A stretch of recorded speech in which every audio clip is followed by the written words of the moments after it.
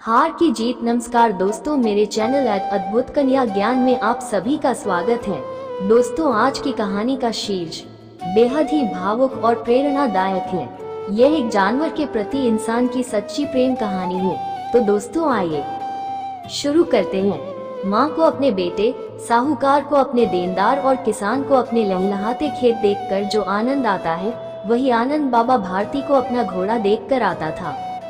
भगवत भजन से जो समय बचता वो घोड़े को अर्पण हो जाता। वो घोड़ा बड़ा सुंदर था, बड़ा बलवान। उसके जोड़ का घोड़ा सारे इलाके में न था। बाबा भारती उसे सुल्तान कहकर पुकारते, अपने हाथ से खरहरा करते, खुद दाना खिलाते और देख देख कर प्रसन्न होते थे। ऐसे लगन, ऐसे प्यार, ऐसे स्नेह से कोई सच्चा प्रेमी अपने प्यारे को भी न चाहता होगा। उन्होंने अपना सब कुछ छोड़ दिया था, रुपया, माल, असबाब, जमीन, यहाँ तक कि उन्हें नागरिक जीवन से भी घृणा थी। अब गांव से बाहर एक छोटे से मंदिर में रहते और भगवान का भजन करते थे, परंतु सुल्तान से बिछुड़ने की वेदना उनके लिए असह्य थी। मैं इसके बिना नहीं रह सकूंगा, उन्हें ऐसी भ्रांति सी हो गई थी। वे उसकी चाल पर लट्टू थे। कहते, ऐसे चलता है जैसे मोर घनघटा को देखकर नाच रहा हो। गांवों के लोग इस प्रेम को देखकर चकित थे। कभी कभी कंखियों से इशारे भी करते थे, परंतु बाबा भारती को इसकी परवाह न थी। जब तक संध्या समय सुल्तान पर चढ़कर 8-10 मील का चक्कर न लगा लेते, उन्हें चैन न आता। खड्ग सिंह उस इलाके का प्रसिद्ध डाकू था। लोग उसका नाम सुनकर कांपते थे। होते होते सुल्तान की कीर्ति उसके कानों तक भी पहुंची। उसका हृदय उसे देखने के लिए अधीर हो उठा। वो एक दिन दोपहर के समय बाबा भारती के पास पहुंचा और नमस्कार करके बैठ गया। बाबा भारती ने पूछा, खड्ग सिंह, क्या हाल है? खड्ग सिंह ने सिर झुकाकर उत्तर दिया, आपकी दया है, कहो इधर कैसे आ गए? सुल्तान की चाह खींच लाई। विचित्र जानवर है, देखोगे तो प्रसन्न हो जाओगे। मैंने भी बड़ी प्रशंसा सुनी है। उसकी चाल तुम्हारा मन मोह लेगी। कहते हैं देखने में भी बहुत सुंदर है। क्या कहना, जो उसे एक बार देख लेता है, उसके हृदय पर उसकी छवि अंकित हो जाती है। बहुत दिनों से अभिलाषा थी, आज उपस्थित हो सका हूँ। बाबा और खड्ग सिंह दोनों अस्तबल में पहुँचे। बाबा ने घोड़ा दिखाया घमंड से, खड्ग सिंह ने घोड़ा देखा आश्चर्य से। उसने सैकड़ों घोड़े देखे थे, परंतु ऐसा बांका घोड़ा उसकी आंखों से कभी न गुजरा था। सोचने लगा, भाग्य की बात है, ऐसा घोड़ा खड्ग सिंह के पास होना चाहिए था। इस साधु को ऐसी चीजों से क्या लाभ? कुछ देर तक आश्चर्य से चुपचाप खड़ा रहा। इसके पश्चात हृदय में हलचल होने लगी। बाल को किसी अधीरता से बोला, परंतु बाबा जी, इसकी चाल न देखी तो क्या? बाबा जी भी मनुष्य ही थे। अपनी वस्तु की प्रशंसा दूसरे के मुख से सुनने के लिए उनका हृदय अधीर हो गया। घोड़े को खोलकर बाहर लाए और उसकी पीठ पर हाथ फेरने लगे। एकाएक उचक कर सवार हो गए। घोड़ा वायु वेग से उड़ने लगा। उसकी चाल देखकर, उसकी गति देखकर खड्ग सिंह के हृदय पर सांप लौट गया। वह डाकू था और जो वस्तु उसे पसंद आ जाए उस पर अपना अधिकार समझता था। उसके पास बाहुबल था और आदमी भी। जाते जाते उसने कहा, बाबा जी, मैं ये घोड़ा आपके पास न रहने दूंगा। बाबा भारती डर गए। अब उन्हें रात को नींद न आती थी। सारी रात अस्तबल की रखवाली में कटने लगी। प्रतिक्षण खड्ग सिंह का भय लगा रहता, परंतु कई मास बीत गए और वह न आया। यहाँ तक कि बाबा भारती कुछ लापरवाह हो गए और इस भय को स्वप्न के भय की नाई मिथ्या समझने लगे। संध्या का समय था। बाबा भारती सुल्तान की पीठ पर सवार होकर घूमने जा रहे थे।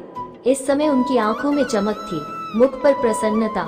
कभी घोड़े के शरीर को देखते, कभी उसके रंग को, और मन में फूले न समाते थे। सहसा एक ओर से आवाज आई, ओ बाबा, इस कगले की सुनते जाना। आवाज में करुणा थी। बाबा ने घोड़े को रोक लिया। देखा, एक अपाहिज वृक्ष की छाया में पड़ा कराह रहा है। बोले, क्यों, तुम्हें क्या कष्ट है? अपाहिज ने हाथ जोड़कर कहा, बाबा, मैं दुखियारा हूँ, मुझ पर दया करो। रामावाला यहाँ से 3 मील है, मुझे वहाँ जाना है। घोड़े पर चढ़ा लो, परमात्मा भला करेगा। वहाँ तुम्हारा कौन है? दुर्गादत्त वैद्य का नाम आपने सुना होगा, मैं उनका सौतेला भाई हूँ। बाबा भारती ने घोड़े से उतरकर अपाहिज को घोड़े पर सवार किया और स्वयं उसकी लगाम पकड़कर धीरे धीरे चलने लगे। सहसा उन्हें एक झटका सा लगा और लगाम हाथ से छूट गई। उनके आश्चर्य का ठिकाना न रहा जब उन्होंने देखा कि अपाहिज घोड़े की पीठ पर तनकर बैठा और घोड़े को दौड़ाए ले जा रहा है। उनके मुख से भय, विस्मय और निराशा से मिली हुई चीख निकल गई। वो अपाहिज डाकू खड्ग सिंह था। बाबा भारती कुछ देर तक चुप रहे और कुछ समय पश्चात कुछ निश्चय करके पूरे बल से चिल्लाकर बोले, जरा ठहर जाओ। खड्ग सिंह ने यह आवाज सुनकर घोड़ा रोक लिया और उसकी गर्दन पर प्यार से हाथ फेरते हुए कहा, बाबा जी, ये घोड़ा अब न दूंगा, परंतु एक बात सुनते जाओ। खड्ग सिंह ठहर गया।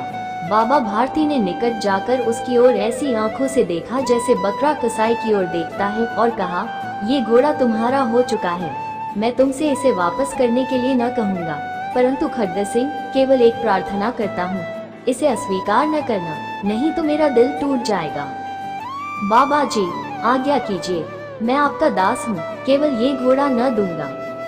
अब घोड़े का नाम न लो, मैं तुमसे इस विषय में कुछ न कहूँगा। मेरी प्रार्थना केवल ये है कि इस घटना को किसी के सामने प्रकट न करना। खड्ग सिंह का मुंह आश्चर्य से खुला रह गया। उसका विचार था कि उसे घोड़े को लेकर यहाँ से भागना पड़ेगा, परंतु बाबा भारती ने स्वयं उसे कहा कि इस घटना को किसी के सामने प्रकट न करना। इससे क्या प्रयोजन सिद्ध हो सकता है? खड्ग सिंह ने बहुत सोचा, बहुत सिर मारा, परंतु कुछ समझ न सका। हारकर उसने अपनी आंखें बाबा भारती के मुख पर गड़ा दी और पूछा, बाबा जी, इसमें आपको क्या डर है? सुनकर बाबा भारती ने उत्तर दिया, लोगों को यदि इस घटना का पता लग गया तो वो किसी गरीब पर विश्वास न करेंगे। और ये कहते कहते उन्होंने सुल्तान की ओर से इस तरह मुंह मोड़ लिया जैसे उनका उससे कभी कोई संबंध ही न रहा हो। बाबा भारती चले गए, परंतु उनके शब्द खड्ग सिंह के कानों में उसी प्रकार गूंज रहे थे। सोचता था, कैसे ऊंचे विचार हैं, कैसा पवित्र भाव है। उन्हें इस घोड़े से प्रेम था। इसे देखकर उनका मुख फूल की नाई खिल जाता था। कहते थे, इसके बिना मैं रह न सकूंगा। इसकी रखवाली में वे कई रात सोए नहीं, भजन भक्ति न कर रखवाली करते रहे, परंतु आज उनके मुख पर दुख की रेखा तक दिखाई न पड़ती थी। उन्हें केवल ये ख्याल था कि कहीं लोग गरीबों पर विश्वास करना न छोड़ दें। उन्होंने अपनी निज की हानि को मनुष्यत्व की हानि पर न्योछावर कर दिया। ऐसा मनुष्य नहीं, देवता है। रात्रि के अंधकार में खड्ग सिंह बाबा भारती के मंदिर पहुंचा। चारों ओर सन्नाटा था। आकाश पर तारे टिमटिमा रहे थे। थोड़ी दूर पर गांवों के कुत्ते भौंक रहे थे। मंदिर के अंदर कोई शब्द सुनाई न देता था। खड्ग सिंह सुल्तान की बाग पकड़े हुए था। वो धीरे धीरे अस्तबल के फाटक पर पहुंचा। फाटक किसी वियोगी की आंखों की तरह चौपट खुला था। किसी समय वहां बाबा भारती स्वयं लाठी लेकर पहरा देते थे, परंतु आज उन्हें किसी चोरी, किसी डाके का भय न था। हानि ने उन्हें हानि की तरफ से बेपरवाह कर दिया था। खड्ग सिंह ने आगे बढ़कर सुल्तान को उसके स्थान पर बांध दिया और बाहर निकलकर सावधानी से फाटक बंद कर दिया। इस समय उसकी आंखों में नेकी के आंसू थे। अंधकार में रात्रि ने तीसरा पहर समाप्त किया और चौथा पहर आरंभ होते ही बाबा भारती ने अपनी कुटिया से बाहर निकल ठंडे जल से स्नान किया। उसके पश्चात इस प्रकार जैसे कोई स्वप्न में चल रहा हो, उनके पांव अस्तबल की ओर मुड़े, परंतु फाटक पर पहुंचकर उनको अपनी भूल प्रतीत हुई। साथ ही घोर निराशा ने पांवों को मन भर का भारी बना दिया। वे वहीं रुक गए। घोड़े ने स्वाभाविक मेघा से अपने स्वामी के पांवों की चाप को पहचान लिया और जोर से हिनहिनाया। बाबा भारती दौड़ते हुए अंदर घुसे और अपने घोड़े के गले से लिपटकर इस प्रकार रोने लगे जैसे बिछुड़ा हुआ पिता चिरकाल के पश्चात पुत्र से मिलकर रोता है। बार बार उसकी पीठ पर हाथ फेरते, बार बार उसके मुंह पर थपकियां देते और कहते थे, अब कोई गरीबों की सहायता से मुंह न मुड़ेगा। थोड़ी देर के बाद जब वह अस्तबल से बाहर निकले तो उनकी आंखों से आंसू बह रहे थे। ये आंसू उसी भूमि पर ठीक उसी जगह गिर रहे थे जहां बाहर निकलने के बाद खड्ग सिंह खड़ा रोया था। दोनों के आंसुओं का उसी भूमि की मिट्टी पर परस्पर मिलाप हो गया। दोस्तों, आशा करते हैं कि हमारी ये कहानी आप लोगों को बहुत पसंद आई होगी तथा इस कहानी से आप लोगों को क्या प्रेरणा मिली हमें कमेंट बॉक्स में जरूर बताएं। तथा ऐसे ही रोचक, तथ्यात्मक, भावात्मक, ज्ञानवर्धक कहानियाँ और कथाएं सुनने के लिए हमारे चैनल को लाइक, सब्सक्राइब और शेयर करना ना भूलें, जिससे आपके माध्यम से आपके मित्रों और रिश्तेदारों को भी जानकारी मिल सके। धन्यवाद।